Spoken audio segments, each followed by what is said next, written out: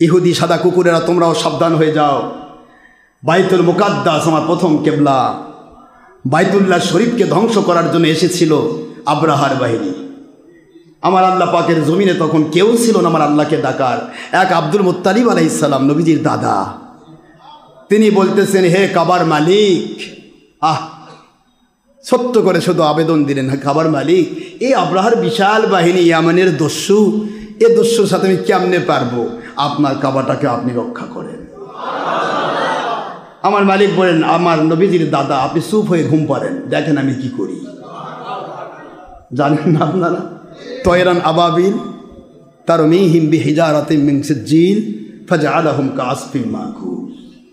আমার আল্লাহ শুধুমাত্র নাজিল করলেন ছোট্ট ছোট্ট আবাবিল আলাম, তারা কাইফা ফাআলা রাব্বুকা বিআসহাবিল ফিল। ও বন্ধু, কেন ভয় পাচ্ছেন? আপনি কি দেখেন নাই আমি ওই আব্রাহার বাহিনী হাতিওয়ালার সাথে কি ব্যবহার করেছি? নবীজি বলেন, আল্লাহ, তখন তো আমি মায়ের গর্ভে দেখব কি? হুজুর মায়ের গর্ভ থেকেও আব্রাহার বাহিনী ধ্বংসলীলা দেখেছে। সুবহানাল্লাহ বলুন। কোরআন সাক্ষী। আলাম তারা, আপনি কি দেখেন নাই? মানে ও আমার মুরব্বী, আপনার সাথে কি সাত মাথায় দেখা হলো না? তার মানে কি? কথা বলছেন না কেন? আল্লাহ কোরআনের ভাষা বলছেন, নবী আপনি কি দেখেন নাই? অথচ হুজুর পৃথিবীতে আসার আগে কিন্তু ঘটনা। কথা বলছেন না কেন? আল্লাহ বলছেন, বন্ধু আপনি মায়ের গর্ভে যখন, তখন আমি আব্রাহার বাহিনী দেখালাম। আপনি যখন আমার রুহের জগতে, আপনি আমার নূরের নবী হিসেবে বিরাজ করছিলেন, তখন আমি দেখাইছি ওই আলাম তারা কাইফা ফাআলা বি রব্বুকা বি আদ। আদ জাতির সাথে আমি কি ব্যবহার করেছি, আপনি কি দেখেন নাই? সুবহানাল্লাহ বলেন না জোরে। আর আজকের এজিদ বাহিনী ডিয়ার ব্যাটারি কয় কি, নবী কেমনে দেখে?